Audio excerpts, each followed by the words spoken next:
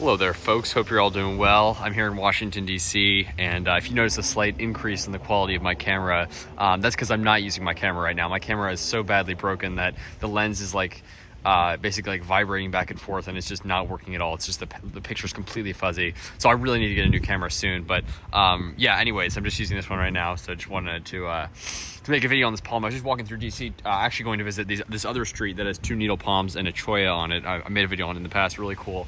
And then I was walking by this street and I just almost forgot that there was a palm here, and there's actually eucalyptus just down the street from it. I mean, like on the same block. So it's again amazing. There's this block that has a palm and eucalyptus on it. There's like a couple blocks over, there's 2 needle palms and a cholla on the same street. And there's another beautiful house with several trackies and sable minor that I made a video on recently nearby. So there's just quite a few yards of palms in them here in DC. Again, I'm not exactly sure I call them common, but certainly I'm out and about in a number of yards. It's really awesome to see. This little one is very interesting because it is like right behind this bush here. It's like very neglected. It almost looks like it's like a bird dropped it or seed or something. It looks like it wasn't even planted, but clearly the people are caring for it. They haven't ripped it out. I was almost thinking about asking if I could dig it up. It's so big now, it would take a lot of effort probably to get it out of there. I mean, it's a good size now, but yeah, I mean, you guys should let me know. I don't think I'm gonna ask them if I can dig it out. Obviously, it's their place. They'd probably like it there, but it's an interesting spot if they did plant it right behind the bush there. But super cool. Windmill pond, Trachycarpus fortunei right there.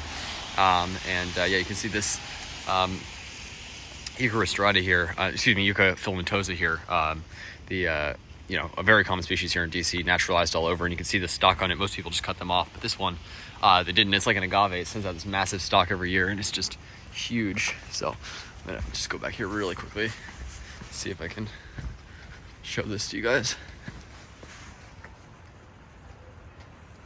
Really cool. Little windmill palm back there.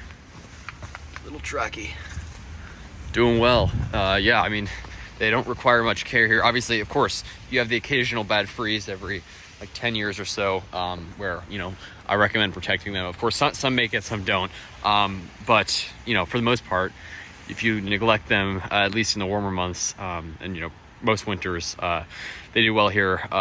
Yeah, there's really tough palms, not just in their hardiness, which of course they're incredibly hardy, but just all around, they're just, the conditions they can survive is pretty remarkable.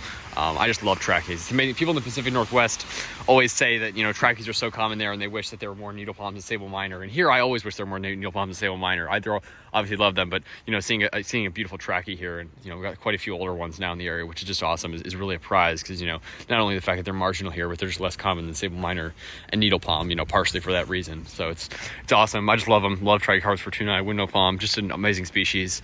And yeah, beautiful specimen here. Zone 7, Washington, D.C., and it's a cold day, 50s and rainy right now, so not the most beautiful day, but it's supposed to warm up back up to the 70s. But yeah, a reminder that cold weather is on its way, unfortunately, but a bit of warm weather before that, so I'm excited for that. But yeah, stay tuned, folks. Like, subscribe for more videos. Take care.